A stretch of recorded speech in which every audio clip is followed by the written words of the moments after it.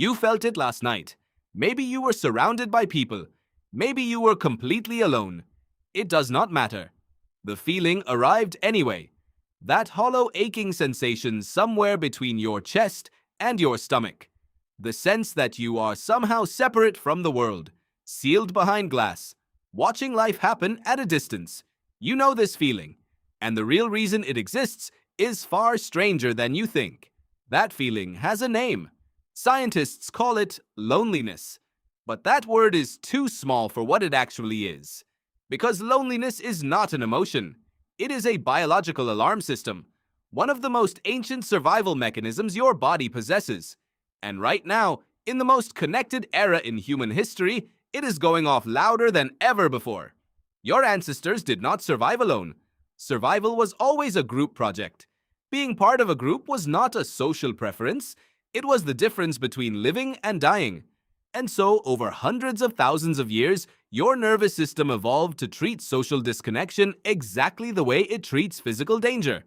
Neuroscientist John Cacioppo spent 30 years studying loneliness, and what he found was extraordinary.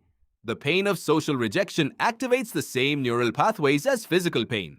Your brain does not distinguish between a broken bone and a broken friendship. Both register the same alarm. Because for most of human history, both were equally life-threatening. This is why loneliness hurts. Not metaphorically, physically, in your body.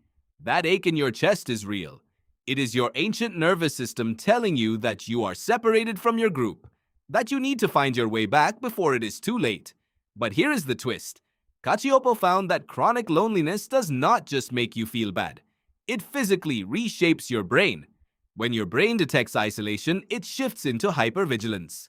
Your threat detection activates. A neutral expression becomes hostility. A delayed message becomes rejection. Your brain is trying to protect you, but the program designed for a world where loneliness meant predators is now running inside a modern mind. And it is making everything worse. Psychologist Julianne Holt-Lunstad found that chronic loneliness is as damaging as smoking 15 cigarettes a day. It raises blood pressure, disrupts sleep, weakens immunity, and increases risk of early death by 26%. Loneliness is not a feeling you push through. It is a condition that reshapes your biology from the inside. And it is everywhere.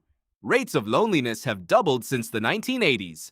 Over 60% of Americans report feeling seriously lonely on a regular basis. The most connected generation in history is also the loneliest. Why? Because your nervous system cannot tell the difference between genuine connection and the simulation of one.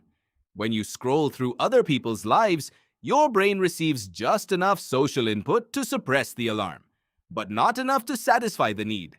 You are drinking salt water. The more you consume, the thirstier you become. This is the loneliness trap. Social media delivers the appearance of connection while quietly deepening the isolation underneath. And the lonelier you feel, the harder genuine connection becomes. Because the hypervigilant brain that loneliness creates is built for defense. And real human connection requires the one thing a defensive brain struggles most to offer: the willingness to be seen. Cacioppo's answer was simple and radical. The antidote to loneliness is not more social contact. It is better social contact. One genuine conversation beats 100 surface interactions. One moment of being truly seen does more for your nervous system than a week of likes and follows. Your body knows this. The moments that most reliably quiet the alarm are not the ones where you are surrounded by the most people. They are the ones where you feel genuinely known by even one. That is not a luxury. It is a biological need as fundamental as food or sleep. And the fact that modern life has made it harder to find does not mean the need has changed. It means the alarm is getting louder. You felt it last night. Now you know what it really was. Not weakness, not neediness.